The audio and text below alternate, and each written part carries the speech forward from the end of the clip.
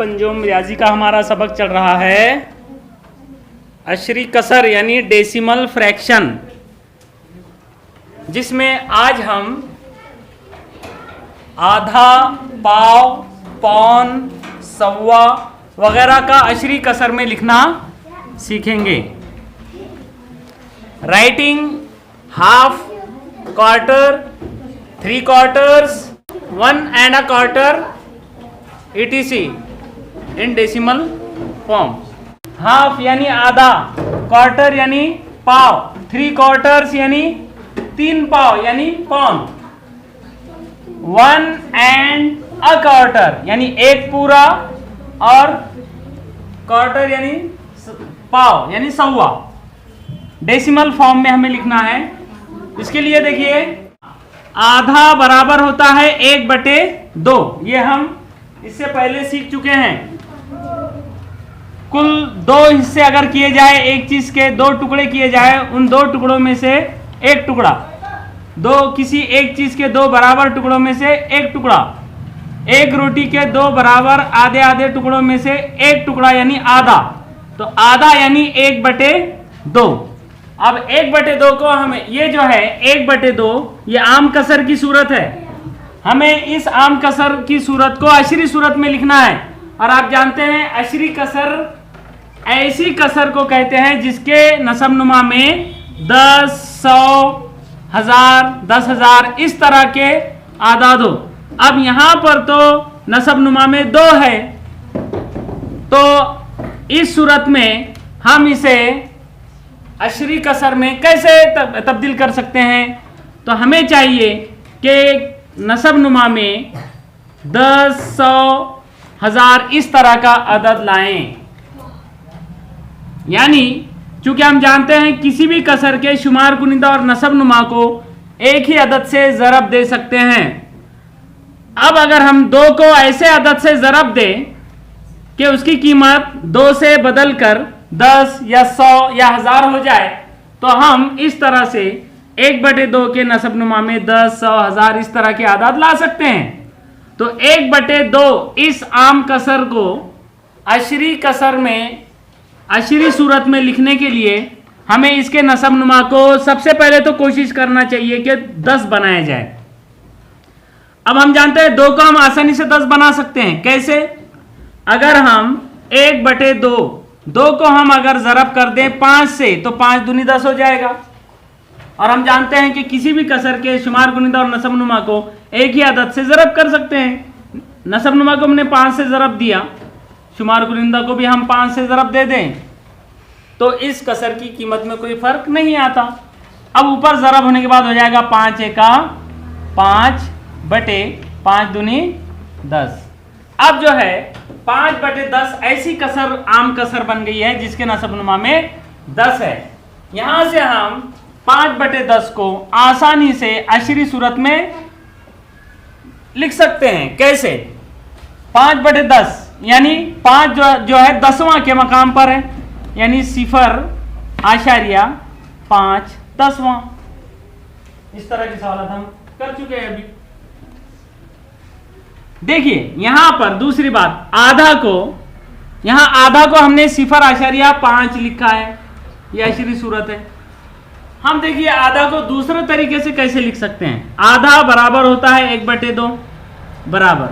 अब अगर हम 1/2 को पहले हमने 10 बनाया था 5 से ज़रब देकर, अगर हम 2 को 100 बना दे तो तब भी हम उसे अशरी सूरत में लिख सकते हैं। तो 2 को अगर हम 50 से ज़रब दे दे तो 50 दूनी 100 हो जाएंगे। नीचे 50 से ज़रब देंगे, ऊपर भी 50 से ज़रब देंगे, बराबर। ऊपर हो जाएगा 50 ज़रब 1 यानी 50 बटे 50 ज़रब 2 यानी 100। अब देखिए यहां पर नसब नुमा में 100 है, चाहे नसब नुमा में 10 हो, 100 हो, 1000 हो, इस तरह का कोई भी अदद हो, तो हम उसे अशरी सूरत में लिख सकते हैं। अब 50 के बटे में 100 है, इसका मतलब यह है 50 100वां, मतलब 0 100वां के मकाम पर है और 5 10वां के मकाम पर है। 0 100वां के मकाम पर है, 5 10वां के मकाम पर है, आशारिया 0। तो हमने आधा को अशरी सूरत में 0.5 लिखा, बाद में आधा को ही अशरी सूरत में 0.50 लिखा। तो यहां से हमें यह समझ में आया कि हम आधा को या आधे को या 1/2 को 0.5 भी लिख सकते हैं या 0.50 भी लिख सकते हैं। यानी आधा को आप 0.5 भी कह सकते हैं या आधा को ही आप 0.50 भी कह सकते हैं। 50 हिस्सों में 100 हिस्सों में से 50 हिस्से यानी आधा, 10 हिस्सों में से 5 हिस्से यानी आधा, 0.5 यानी 10 हिस्सों में से 5 हिस्से यानी आधे, 0.50 यानी 100 हिस्सों में से 50 हिस्से यानी आधे। दोनों का मतलब एक ही है। तो यहां से हमारे ये बात समझ में आ जाना चाहिए कि 0.5 बराबर होता है 0.50। दोनों की कीमत एक ही है।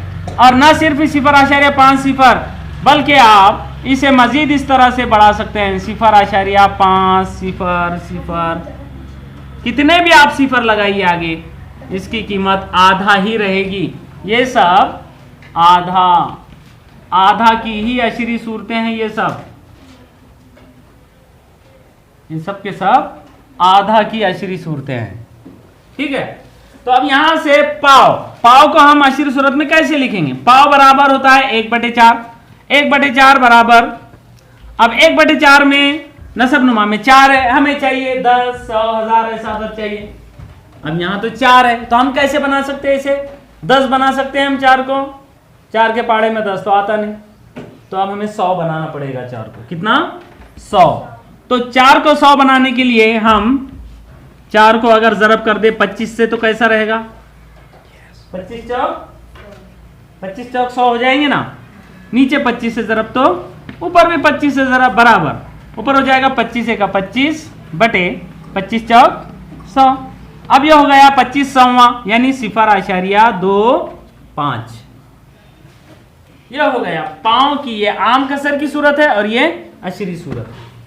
उसी तरह पाउन को हम लिखेंगे 3/4। पाउन यानी 3/4 यानी 4 एक चीज के 4 बराबर हिस्सों में से 3 हिस्से यानी 3 पाव यानी पाउन।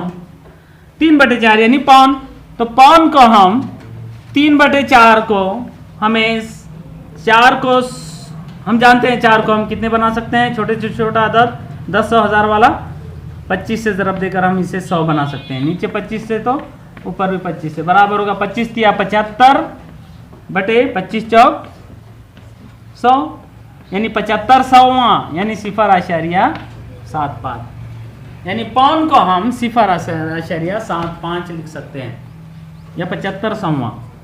उसके बाद है सौवा के मानी होते हैं 1 पूरा और पाव यानी 1 सही 1/4। अब 1 सही 1/4 को हम कैसे लिखेंगे अशरी सूरत में? अब ये 4 को हम जानते हैं 1 सही यानी 1, उसके बाद आशारिया लगाकर 1/4 को हम अशरी सूरत में क्या लिखते हैं? 1/4 यानी 0.25 यानी सौवा यानी 1.25 क्योंकि 1/4 यानी 0.25। उसी तरह 1.5 लिखना है। 1.5 यानी 1 पूरा 1 सही और आधा। 1.5 यानी 1 सही 1/2 यानी 1.2 यानी 1/2 यानी आधा। आधा को हमने लिखा है 0.5 है ना। यानी 1 सही 1/2 यानी 1.5 भी लिख सकते हैं या 1.50 भी लिख सकते हैं। 1.25 लिखना है। 1.25 यानी 1 सही 3/4 बराबर 1 सही 3/4 यानी 1.3/4 को हमने लिखा है 0.75 यानी 0.75।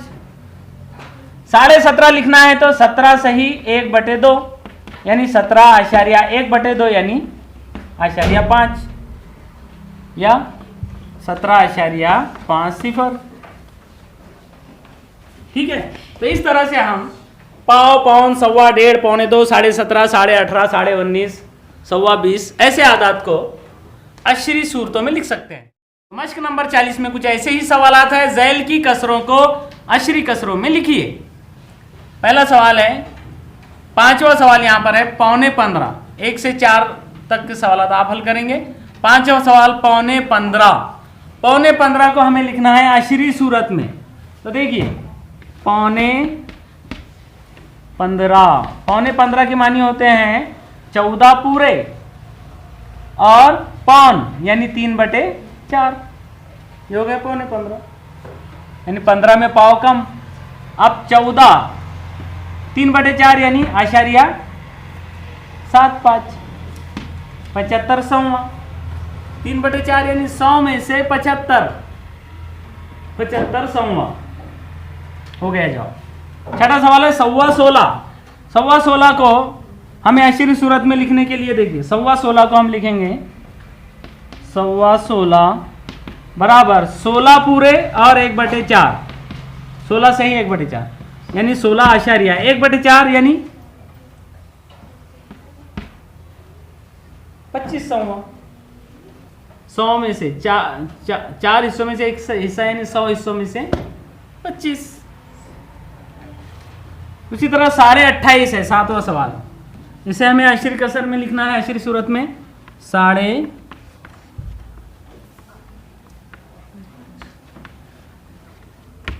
28 बराबर 28 सही 1/2, 28.5 यानी 28 और आधा यानी 28 आशारिया 5। बस यहाँ छोड़ सकते हैं या 28 आशारिया 5 सी पर भी लिख सकते हैं। 50 सौवा बोलिए या 5 10वां बोलिए। ठीक है, इस तरह से बकिया सभी सवालात